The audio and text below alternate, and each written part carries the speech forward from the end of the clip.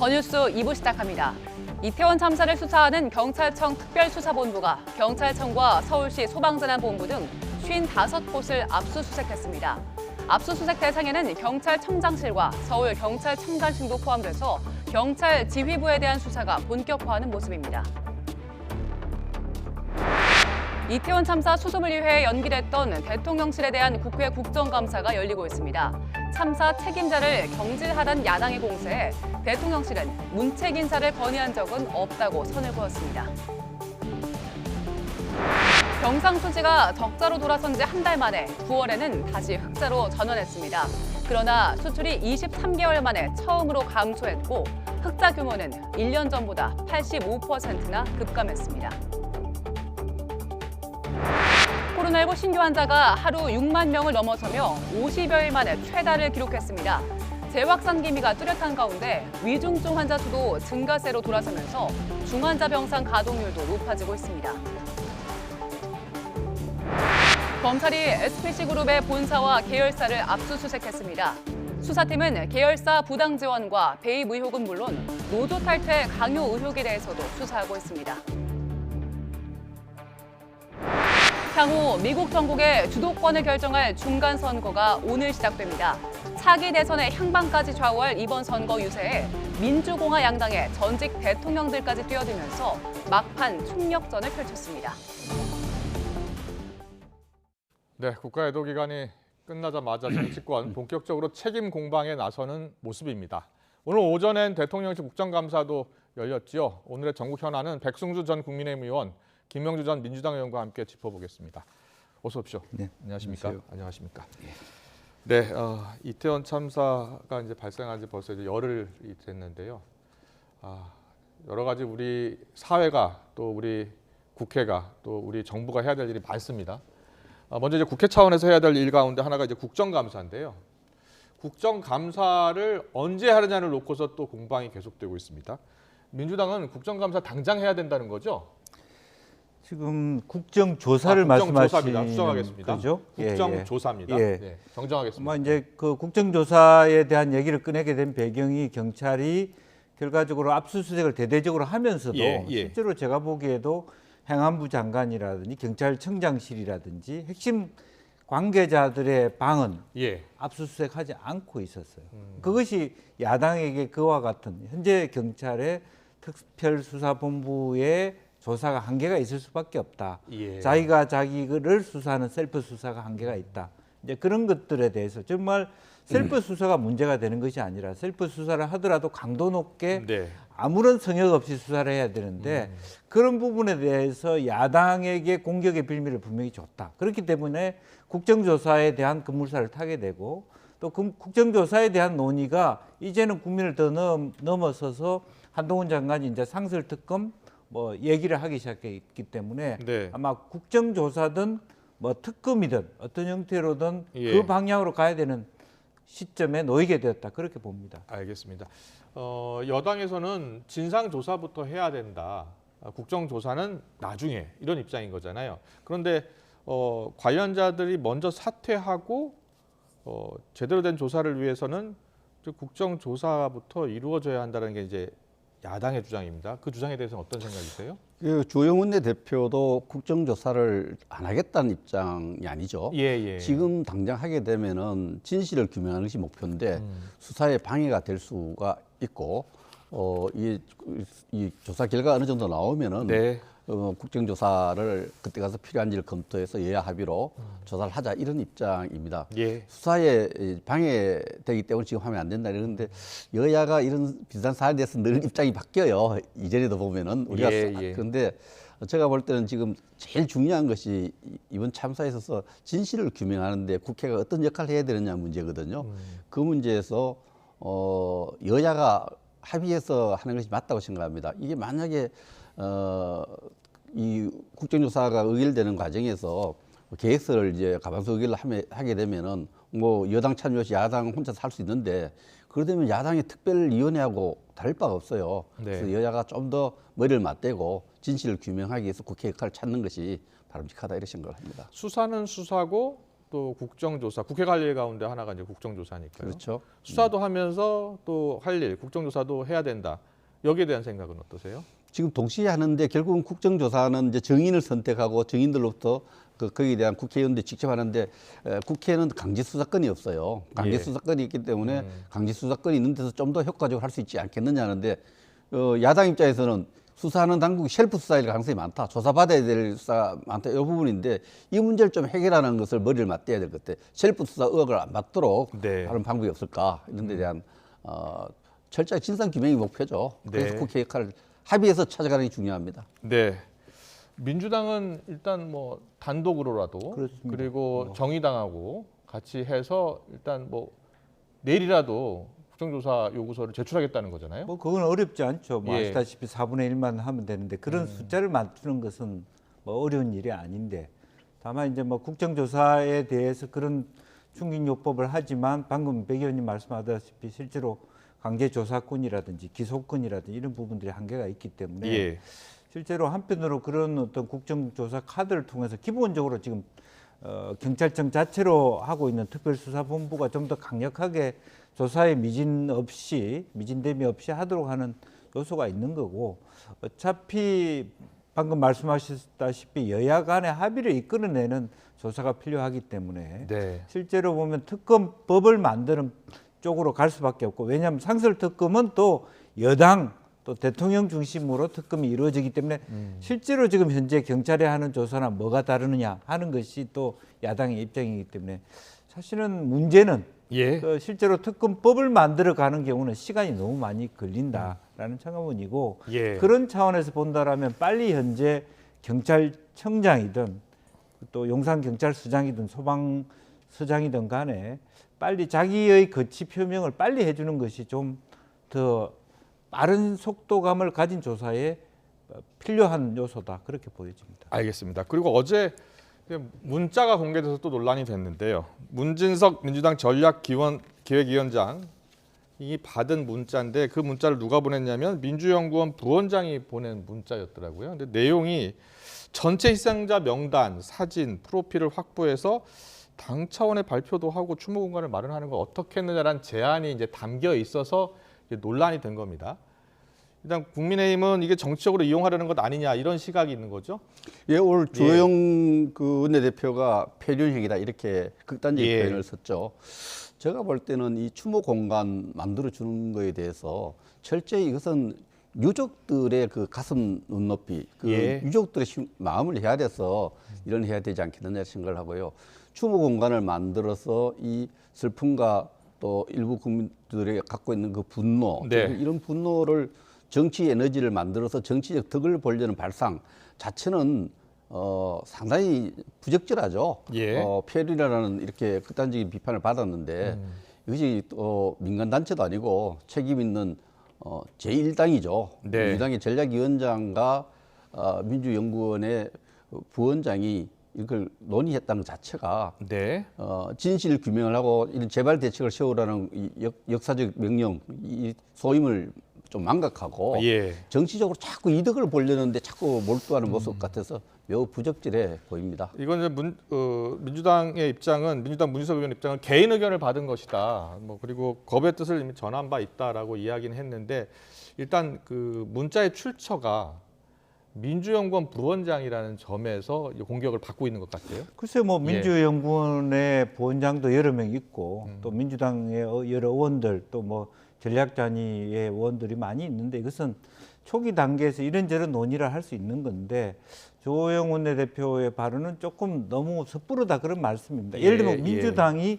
그런 판단을 했다면 공론화해서 공식적으로 이재명 대표나 최고위원회 의결을 거쳐서 이렇게 했다 그러면 정치적 공세라고 해도 뭐 얘기할 수 있고 폐륜 집단이라고 얘기할 수 있지만 당이라고 하는 건 수시로 여러 가지 다양한 공론이 만지작거릴 수 있는 공간이잖아요. 또 그런 부분에 있어서 이번에도 조금 석연찮은 것이 뭐 검은 리본을 그 이름을 넣어라 말라 뭐 사상자라 했다가 희생자라 했다 이런 논란도 있었기 때문에 그런 의미에서는 서로 간에 이 문제에 대해서 책임 회피라든지 어떤 이것의 정치화에 대한 바람직하지 못한 그런 경향들도 없지 않아 있었다는 거고 만약 이것이 됐다면 사실은 그 공론화 과정에서 치열한 내부 토론이 있어서 아마 거의 공론화되거나 승인되기는 저는 어려웠다고 봐요. 그러나 초기에 이런 논의 하나를 딱 가지고 배른 집단이라고 규정하기는 너무 섣부르다. 근데 문진석 의원이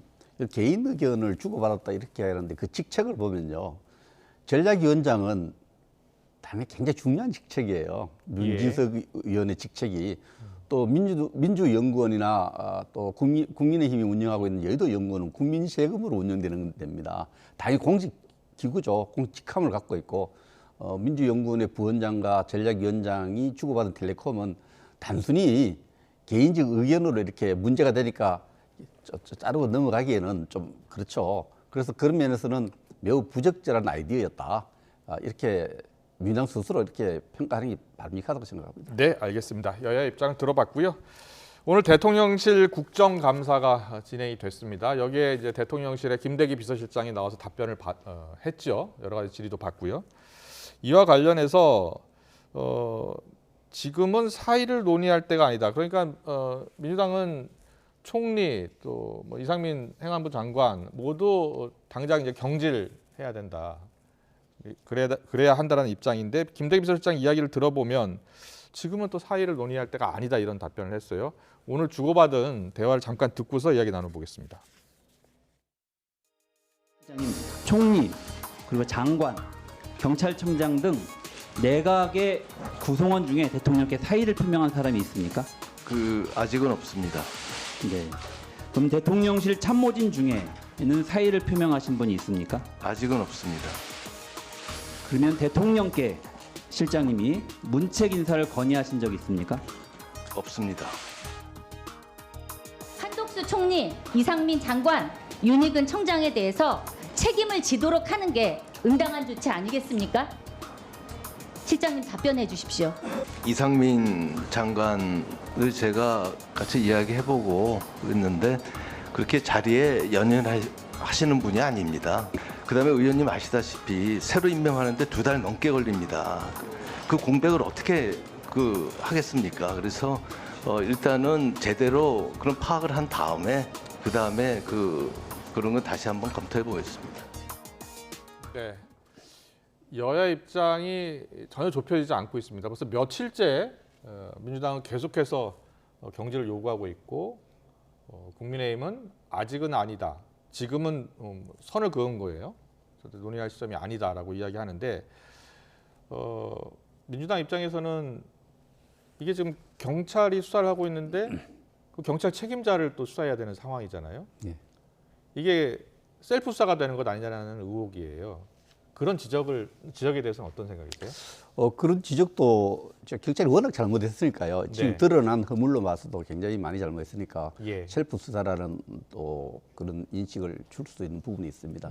오늘 지금 말씀을 들어보니까 김대기 실장 같은 경우는 비서실장 직분에 딱 맞는 말씀을 하세요. 이렇게 장관을 교체하는 데 소요되는 시간 2개월이 필요하고 행정 공백을 조금 우리가 생각하지 않을 수 없다 이런 입장이고 또 이상민 장관 경우에도 자리에 연연하지 않고 좀 사태를 좀 더 파악한 이후에 뭐 여기서는 실장으로 할 수 있는 게 해임 건의 정도 되겠죠. 그런 부분을 검토하겠다는 말씀을 하셨는데 어쨌든 이 상황에 대해서 엄중함을 모두가 다 알고 있는 것 같습니다. 예. 백순주 의원님은 그러면 사퇴는 언제쯤 해야 되는 게 맞고 또 국정 조사는 언제쯤 해야 된다고 보세요? 저는 사의는 표하는 게 맞다고 생각합니다. 대통령 중심제 국가에서 결국 사표 만약 사퇴를 안 되면 언제가 적절하다고 보세요? 지금 사의는 빠를수록 좀 좋다고 생각해요. 윤 대통령의 어떤 정치적 부담, 윤석열 정부의 어떤 정치적 부담을 줄이기 위해서 해당되는 논란이 되고 인사들의 그 전국을 우선 수습하는데 최선을 다하더라도 수습한 이후에 사퇴를 하겠다 이런 사의를 표시하는 것은 빠를수록 좋지 않나 생각을 하고요. 그 부분에 대해서는 뭐 많은 국민들이 공감하고 있는 것으로 이렇게 저는 이해하고 있습니다. 네. 그럼 김명주 의원님은요. 네. 만약에 사퇴한다면 언제쯤 사퇴하는 게 맞다고 보시고, 뭐 당장 사퇴하는 게 맞다는 게 민주당 입장이긴 합니다만, 또 이제 한덕수 총리 경질도 해야 된다는 입장이잖아요. 글쎄요, 이제 뭐 한덕수 총리 경질까지 뭐 민주당이 얘기하고 있습니다만, 예. 심지어 사실은 국민의힘 내부에서도 드러내놓고는 그런 말씀 안 하지만 이참에 좀 국정 전반을 일신할 필요가 있다. 그런 차원에서 한덕수 총리도, 즉 이상민 장관의 교체와 경질은 상수로 보고, 네. 그다음에 총리까지 했으면 좋겠다는 일부, 뭐 다는 아니겠죠. 예. 그런 의견조차도 있습니다. 국면을 확전환하기 위한 네. 좀 쇼킹한 어떤 대대적인 물갈이까지를 하는데, 이제 지금 다 자꾸 무슨 뭐 세월호 뭐 때는 뭐 몇 개월 동안 수습했다지만 예. 그때 하고 지금 다릅니다. 그때는 인양을 하는데 시간이 걸리고 또 실종자 수습에도 시간이 있었고, 지금은 사태 자체가 완벽하게 한 분도 뭐라면 어떤 가족이나 뭐 이렇게 지인이 없어서 아직도 그대로 장례를 못 치르거나 그런 분이 없지 않습니까? 그리고 대체로 외국인들도 다 그 나라로 돌아가셨고 이미 네. 수습이 돼 있다라고 보는 거고요. 그래서 그런 의미에서는 지금은 물론 마지막 최종 단계에서의 사태 수습이 어떤 건지는 모르겠으나 최소한 지금 거취를 얘기하고 있는, 즉 행안부 장관이나 경찰청장 이런 분들은 어쨌든 내가 직에 연연을 하지 않겠다는 정도의 뭐 떠날 자세는 돼 있다는 말씀을 해주셔야 되는데 네. 사실은 아무도 그런 말씀 안 하고 있잖아요. 냉정하게 얘기하면 이 예. 국면은 사실은 민주당에도 나쁠 것이 없는 국면이에요. 그 네. 책임지지 않는 국면 정책이 정권이 돼버리는 거예요. 예. 국정조사는 언제 해야 되느냐 이런 말씀을 하셨는데 세월하고 좀 많이 다르죠. 이게 압수수색 지금 5개가 들어갔는데 1차, 2차 이 조사가 빨리 그 결과가 나올 거예요. 예. 결과가 이제 셀프 수사라는 오해를 국민들이 많이 갖고 있고 네. 어떻게 판단할 때 국정조사를 할 수 있는데 그 야당 단독으로 할 경우에는 최종적으로 법안을 또 만들어야 되거든요. 특검법 같은 걸. 네. 그러면 또 대통령 거부권을 행사할 수도 있는 문제이기 때문에 예. 특히 그 이 국정조사는 행정부의 협조가 없으면 각 부처에서 자료를 제출해야 되거든요. 증인들의 증언을 들어야 되는데 이 부분에서 여당이 그 국정조사 참가하지 않을 경우에 그런 적극적인 협조도 받기 힘들어서 좋은 결과를 얻지 못하고 정치 공세로 끝날 가능성이 많아요.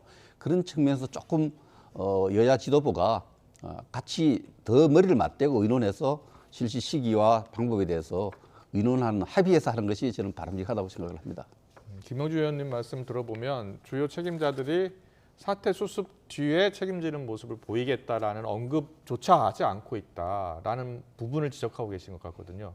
저는 전적으로 공감입니다. 예. 이 사태가 수습하고 난 뒤에 사퇴하겠다는 이런 의지 정도로 해서 대통령에게 국민에게 재신임을 묻는 절차죠. 예. 그런 부분은 반드시 지금 필요하다. 그래서 지금 근데 이 김대기 실장 이야기 들어보면, 김대기 비서실장 이야기를 들어보면 윤석열 대통령이 이상민 장관을 경질할 뜻은 없어 보여요. 지금까지 이렇게 보면 어떻게 예상하세요? 제가 오늘 그 화면을 통해서 보면은 이상민 장관과 이 문제를 의논 안 했다 했는데 네. 자리에 연연해 하는 분 아닌 것 같다. 이런 표현은 예. 좀 뭔가 뉘앙스가 드는 분에 따라 다르지만은 자리에 연연해 하지 않는다는 이야기는 어느 정도 뭐 말을 안 해서 그렇지 서로 이 국민의 이 여러 가지 요구를 실장님도 알고 있고 당사자도 알기 때문에 네. 근데 대통령이 사실 이 부분에 대해서 이제 최종적으로 어제 그 이상민 장관은 사퇴할 의사도 없고 표시한 적도 없고 네. 현위에 있어서 최선을 다하겠다 이야기했거든요. 그랬죠. 그 부분은 결국은 대통령의 결단으로 모든 것이 이제 넘어가는 그런 상황인 것 같습니다. 윤석열 대통령은 어제 긴급 안전점검회의 때 여러 이제 발언들을 했는데 그 발언 중에 주목되는 게 책임질 사람을 책임지게 하겠다 이런 표현이 들어가더라고요. 그런데 과연 그 책임에 정치적 책임으로는 이제 이상민 장관이 포함되느냐 안 되냐 네. 어떻게 보세요? 그러니까 이제 그런 정무를 하셔야 되는데 마치 검찰총장이 수사의 결과에 따라서 책임지게 하겠다, 기소하겠다 이렇게 보이는 것은 별로 좋은 포지셔닝은 아니거든요. 네. 그래서 이제 그런 의미에서 지금 그 대통령의 고유 권한이시긴 하지만 정진석 비대위원장이나 또 혹은 뭐 주호영 원내대표가 국민의힘 의원들 또 당의 입장을 예. 당의 입장을 훨씬 강경할 겁니다. 예. 조심스럽게 비서실장을 통해서나 정무수석을 통해서 대통령께 전달해야 된다고 보여지고요. 예. 또 이 국면을 길게 끌어서 대통령이든 국민의힘이든 좋을 게 뭐가 있겠습니까? 빠른 시간에 국면 전환을 원하는데 아까 말씀 주셨다시피 아까 비서실장의 말씀 속에 이미 그런 것들이 조금 녹아 있는 것 같습니다. 네. 근데 그 29분 동안에 격정적으로 이제 토를 좀 말씀하셨는데 예. 그 말씀 중에도 보면은 책임을 묻는 데 있어서 지위 고하를 막론하고란 말이 들어있어요. 그 부분에 대해서 우선 조사를 해서 살펴보고 정치적이든 행정적이든 여러 가지 책임을 져야 될 분들한테는 책임을 주상같이 지우겠다. 저는 그렇게 의지를 읽었습니다. 예. 지금 어제 국가안전시스템 점검 회의 화면 보고 계시는데 어제 윤 대통령이 저 자리에서 국민께 죄송하다 하면서 사과 입장을 밝혔습니다. 그리고 또 그 전에는 이제 종교계 위로 행사에 이제 다 참석을 해서 역시 또 사과 입장을 밝혔고요. 근데 이제 대통령의 사과를 놓고 민주당에서는 아직 충분한 사과가 이루어진 것 같지 않다 이런 생각을 갖고 있는 것 같아요. 민주당의 지금 입장은 석고되지 않은 더 충분한 사과가 있어야 된다 이런 입장입니까? 사실 뭐 민주당은 그런 뭐 입장을 견제하지만 제가 보기에는 뭐 2차례에 걸친 종교 행사를 통해서 또 어제 그 자리를 통해서 이제 대통령이 얘기하는 아예 별도의 특별 뭐 말하자면 기자회견 같은 것 자리를 통해서 네. 유족과 어떤 국민들에게 그 건과 관련 회의석상에서 사과하는 것이 아니라 미사나 법회에서 하는 것이 아니라 아예 독자적으로 딱 그것을 위한 유족 참사에 대한 특별 기자회견이라든지 특별 성명을 통해서 특별 기자회견을 통해서 예를 사과를 들면 해야 한다. 그런 입장일 텐데 네. 뭐 대통령이 매일 조문 다니셨고 또 종교단체 2군데 가셔서 하셨고 여러 차례 사과의 마음을 전했다라고 네. 하는 건데 실제 중요한 것은 그렇게 뭐 이렇게 관계자들 호통치는 것이 아니라 실제적으로 빨리 이것을 조속히 수습할 수 있는 뭐 또 야당과 협력할 건 협력하게 하는 어떤 정무적 실행력 이런 것들을 더 촉구하는 거 아닌가 싶습니다. 근데 대통령이 사과하는 모습에 대해서 이제 민주당에서는 진정성이 아직 안 보인다. 제대로 행실을 갖춰서 해달라 그러는데 이 생각이 잘 안 바뀌는 것 같아요. 대통령에 대해서 부정적이고 비판적인 분들은 뭐 계속 연속해서 합동 분향소를 찾아가서 참배하고 또 종교단체를 찾아서 또 참배하고 또 공식 회의에서 참배하고 이렇게 하면 윤석열 정부를 좋아하는 분들은 사과가 참 진정성이 배어 있고 참 충분하다 이렇게 생각을 하는데 예. 그 지지하지 않는 분들은 사과를 하면 또 사과 진정성이 없다. 어떻게 하란 말이냐 이렇게 하는데 제가 볼 때는 사과는 충분히 진정성을 갖고 네. 했고 그 진정성을 우리 국민들이 받아들여야 될 때다 이렇게 생각을 합니다. 네, 최종 판단은 이제 국민 여러분께서 해주실 것으로 믿고요. 어제 대통령실이 사실 비공개 회의 중에 있었던 윤 대통령의 발언 한 29분 분량을 이례적으로 공개했잖아요. 거기 내용이 좀 윤 대통령이 굉장히 화가 좀 나신 것 같더라고요. 4시간 쳐다만 보고 있으면 되냐, 매뉴얼이 없다고 대응을 하지 않으면 되는 것이냐 이렇게 이야기를 하던데 특별히 저 내용을 공개한 배경은 있을까요? 어떤 이유 때문에 공개했을까요? 저는 그런 느낌이 들었어요. 저 주말을 이용해서 그 사고 현장을 찾아본 적이 있습니다만 저 아무리 생각해도 저도 행정관료로서 일도 해봤고 의정활동을 해봤습니다만 저 공간에 어떻게 사고가 났을까? 대통령도 그 현장을 갔었고 참배를 하면서 그런 생각이 들었던 것 같아요. 그 가슴 속에 있는 생각들을 이렇게 어제 이제 하나의 문제 의식이죠. 의식을 이렇게 드러내놓고 거기에 대해서 공감을 좀 하도록 하고 같이 고민하고 대응하고 우리 반성해야 되는데 제가 가장 그 공감하는 부분은 그날 다른 목적으로 갔지만은 137명의 경찰관이 현장에 있었던 거예요. 마약 조사든 뭐 마약 수사든 다른 수사 목적으로 갔는데 그 절차상에 무슨 지시가 있고 없고를 떠나서 공직자라면 건강한 시민이라도 그 상황을 보고 사복 입은 경찰들이 뭐 했느냐 이거예요. 저도 그 부분에 대해서는 그런 느낌이 들어요. 그 좁은 공간에 137명 경찰이 그 주변에 있었다면은 도대체 어디서 뭘 하고 있었느냐 이런 그 소회를 이제 거침없이 이렇게 냈는데 조금 좀 화를 내는 모습은 조금 그런 개인적인 어떤 그 판단, 느낌 이런 부분이 드러난 게 아닌가. 민주당에서는 이 책임을 경찰에게만 씌우려는 것 아니냐 이런 생각을 갖고 있는 것 같더라고요. 아무래도 처음부터 이제 저는 이제 첫 발언에 있어서 대통령께서 유감과 그 사과로 출발해서 철저하게 규명하겠다는 의지로 갔어야 되는데 첫 발언에서 이미 책임자 처벌로 출발했기 때문에 또 어제 그게 아주 강도 높게 했기 때문에 많은 사람들로 하여금 본인들은 뭐 잘못한 게 없나? 뭐 이런 어떤 느낌을 들게 했다. 그렇다면 그런 측면이 아니라 조금 더 모습 자체가 우리가 뭘 잘못하고 있나, 우리 국민이나 정치권 전체가 뭘 잘못하고 있는가를 생각해 볼 수 있는 메시지를 주는 게 더 낫지 않았겠나 생각이 듭니다. 네, 알겠습니다. 이태원 참사 국가애도기간 끝나자마자 여야가 충돌을 하고 있습니다. 서로 입장은 다르겠습니다만 진상규명 쪽에 초점을 더 맞추고 대책 쪽에 의견을 좀 모았으면 좋겠습니다. 오늘 말씀 여기까지 듣겠습니다. 백승주 전 국민의힘 의원, 김영주 전 민주당 의원과 함께했습니다. 잘 들었습니다.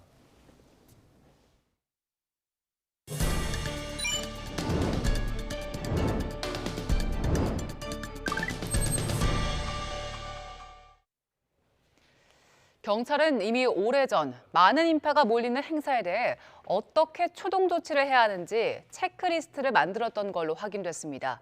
리스트가 있긴 했지만 정작 이번 이태원 현장에서는 대부분 지켜지지 않았습니다. 김철희 기자가 하나하나 따져봤습니다.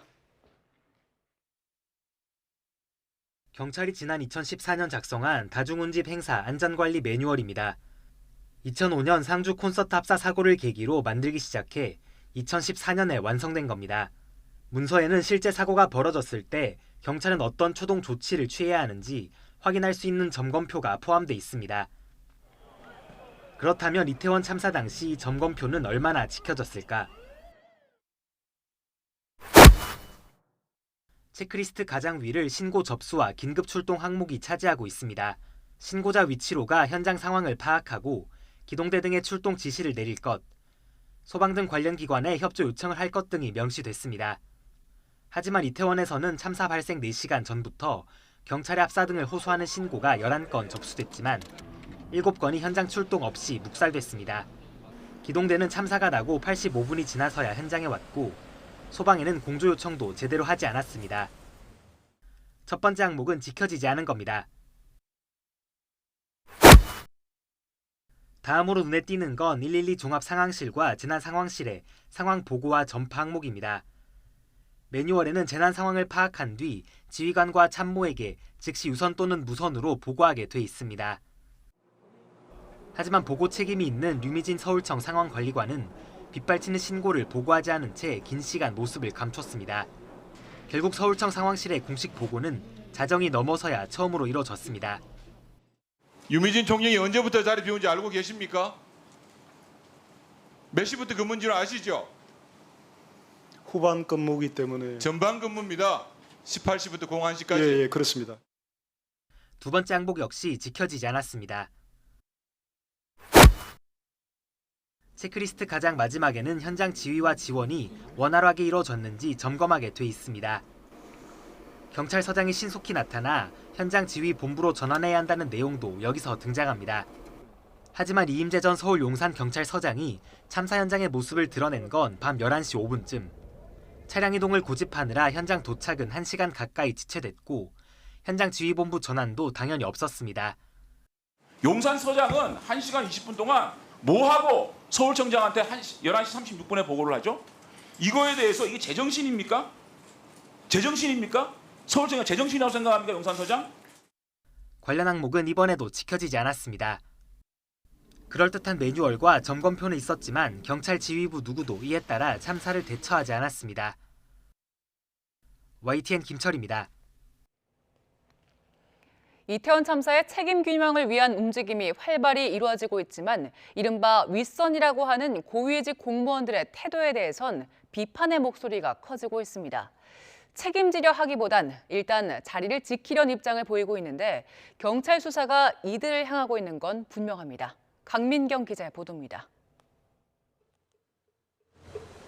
110명이 넘는 목숨을 앗아간 이태원 참사가 일어난 지 벌써 열흘이 흘렀습니다. 그러나 진정성 있게 책임을 지려 하는 최고위직 공무원, 이른바 윗선은 없습니다.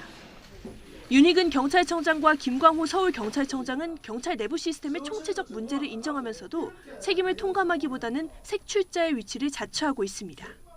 그 부분을 저희가 밝혀내야 된다 이렇게 생각하는데 반드시 정확하게 규명하도록 하겠습니다. 상황실에서 빨리 인지를 했더라면 하는 아쉬움이 지난 아쉬움이.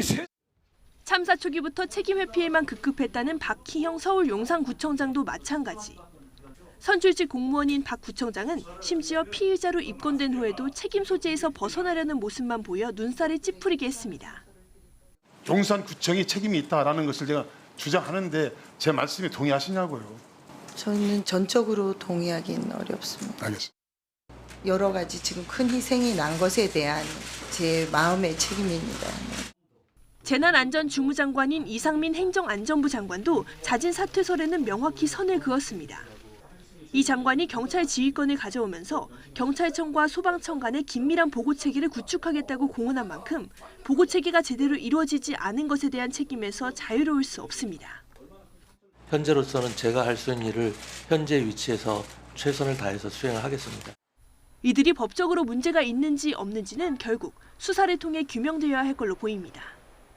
적어도 지금 그 윗선에서 문제가 되고 있는 관계자들에 대해서는 즉각 사퇴하는 조치가 이루어져야 되고, 또 이후의 수사 과정이나 조사 과정에서 책임져야 될 사람들에 대해서는 당연히 엄벌을 처하는 것이 맞다. 경찰청 특별수사본부는 경찰청장실과 서울청장실 그리고 용산구청장실을 압수수색하며 수사에 속도를 내고 있습니다. 이상민 행안부 장관은 경찰 수뇌부, 용산구청장 그리고 오세훈 서울시장과 함께 공수처에 고발된 상태입니다. YTN 강민경입니다. 3년 전 굶주림 끝에 숨진 탈북민 모자가 뒤늦게 발견된 데 이어 지난달엔 서울의 한 임대 아파트에서 탈북민 여성이 숨진 채 발견되기로 했습니다. 목숨을 걸고 북한을 탈출해 우리나라에 정착하게 됐는데 왜 이런 비극이 반복되는지 박정현 기자가 취재했습니다. 지난달 19일 서울 양천구에 있는 임대 아파트에서 40대 탈북민 여성 김모 씨가 숨진 채 발견됐습니다. 당시 겨울옷을 입고 있었고 신원을 확인할 수 없을 정도로 부패가 심한 상태였습니다. 고인은 이곳에서 20년을 홀로 살았습니다. 2년 가까이 임대료와 관리비를 내지 못해 강제 퇴거가 결정된 뒤에야 고인의 사망 사실이 드러났습니다. 이처럼 우리나라에 정착한 탈북민들이 숨진 채로 발견된 건 이번이 처음은 아닙니다. 지난 2019년에도 탈북민 여성이 6살 아들과 함께 생활고에 시달리다 숨진 지 2달 만에 발견됐습니다. 탈북민 관리 시스템에 빈틈이 있다는 지적은 이전에도 있었습니다.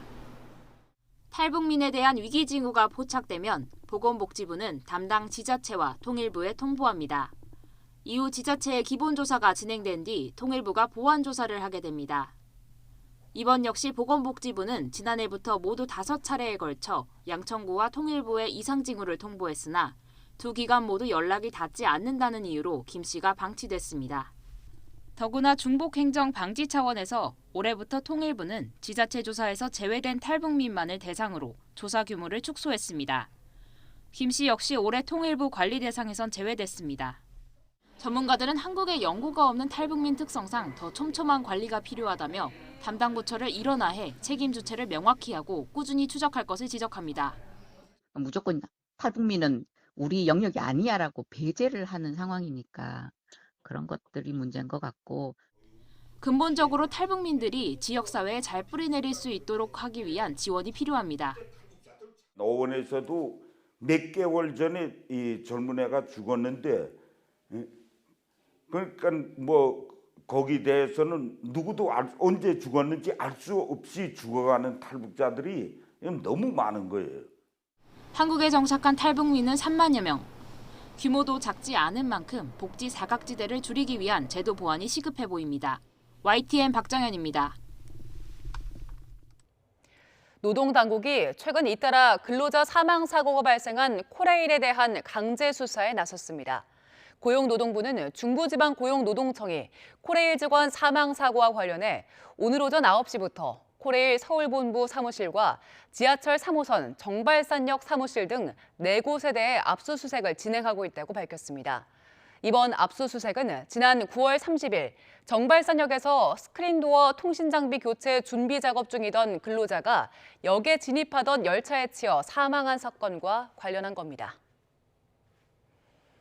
지난달 화재로 카카오와 네이버 등의 서비스 장애를 일으킨 SK C&C 데이터센터에서 또 불꽃이 튀어 작업자가 감전되는 사고가 났습니다. 그제 낮 1시 20분쯤 경기 성남시 SK C&C 판교 캠퍼스 데이터센터 옥상에 있는 전선에서 불꽃이 튀었습니다. 냉동기 유지 보수 작업을 하던 현장 작업자 2명이 감전돼 병원으로 옮겨졌지만 크게 다치진 않았고 불은 전선 일부만 태우고 곧바로 자체 진화됐습니다. 국책연구기관인 한국개발연구원 KDI가 2050년 우리나라의 경제 성장률이 0.5%로 급락할 거라는 암울한 전망을 내놨습니다. 또 구조개혁으로 생산성을 끌어올리지 못할 경우 성장률은 0%가 될 수 있다고 경고했습니다. KDI 정규철 경제전망실장과 김지연 모형총괄은 이런 내용 등을 담은 장기 경제 성장률 전망과 시사점 보고서를 발표했습니다. 대기업들이 최근 들어 부동산 관련 계열사를 대폭 줄인 걸로 나타났습니다. 공정거래위원회는 지난 8월부터 10월까지 대규모 기업 집단 76개의 소속 회사를 집계한 결과 부동산 관련 계열사가 21개 줄었다고 밝혔습니다. 21개 회사는 청산이나 흡수합병 등에 따라 기업 집단에서 제외됐습니다. 반대로 신규 설립이나 지분 취득으로 부동산 관련 8개 계열사가 기업 집단에서 새로 이름을 올렸습니다.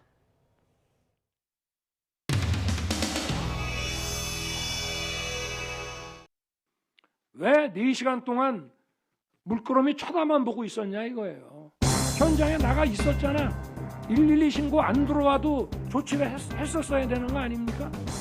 이걸 제도가 미비해서 여기에 대응 못했다고 하는 말이 나올 수 있냐 이 말이에요. 어?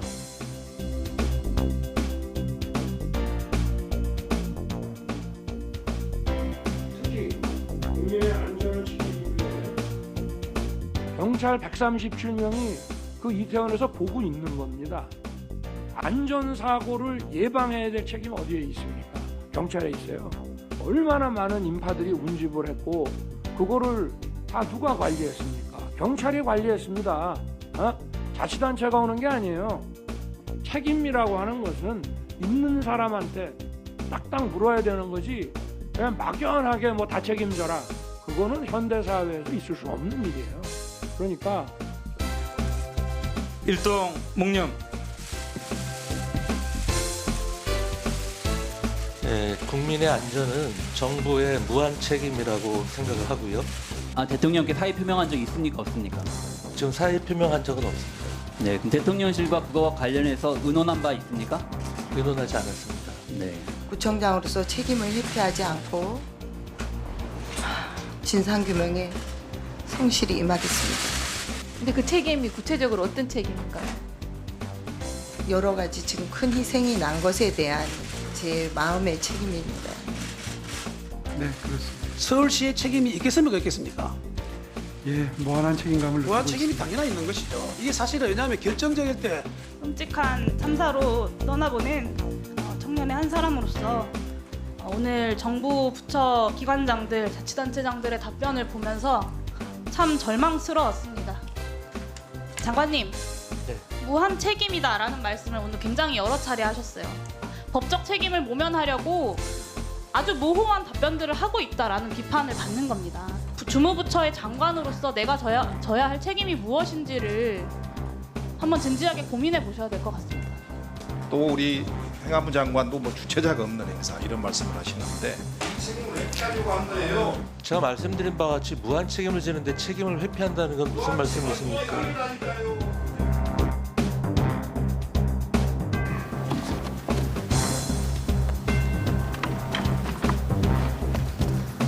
위기 상황에서 정부가 국민을 어떻게 보호하냐에 따라서 그 정부의 존재 이유가 있는 것인데 이 정부는 정부 존재 이유를 증명하지 못한 것 같습니다. 저도 그렇게 생각합니다. 총리님 어떻게 생각하십니까? 일반적인 그러한 판단보다 명확하게 수사를 해보고 책임질 사람 책임지고 명백하게 그러한 조치. 총리께서는 책임의 주체가 안 되십니까? 책임 없으십니까? 저도 필요하다면 책임을 필요하다는 거 아니고 낮 동안 선선함이 감돌며 바깥 활동하기 좋았습니다. 내일은 오늘보다 기온이 내려가겠지만 여전히 예년보다는 온화한 날씨가 이어지겠는데요.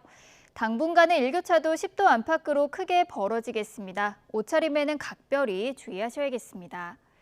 현재 대기질은 대체로 양호한 편이지만 밤사이 중서부 지방의 미세먼지 농도가 짙어지겠고요. 내일은 서쪽 지방을 중심으로 종일 공기가 탁하겠습니다. 먼지만 아니라면 내일도 하늘 자체는 맑겠습니다. 내일 아침 기온은 예년 기온을 다소 웃돌겠습니다. 내일 서울의 아침 기온은 7도, 대전은 5도, 대구는 6도, 광주는 8도로 출발하겠고요. 낮 기온도 예년보다 높아서 선선하겠습니다. 내일 서울의 한낮 기온은 17도, 대전은 18도, 광주는 21도, 대구는 20도를 보이겠습니다. 토요일과 일요일 사이 전국에 건조함을 달래줄 단비가 내리겠고요. 비가 내린 뒤에는 날씨가 다시 쌀쌀해질 전망입니다. 지금까지 날씨 정보였습니다.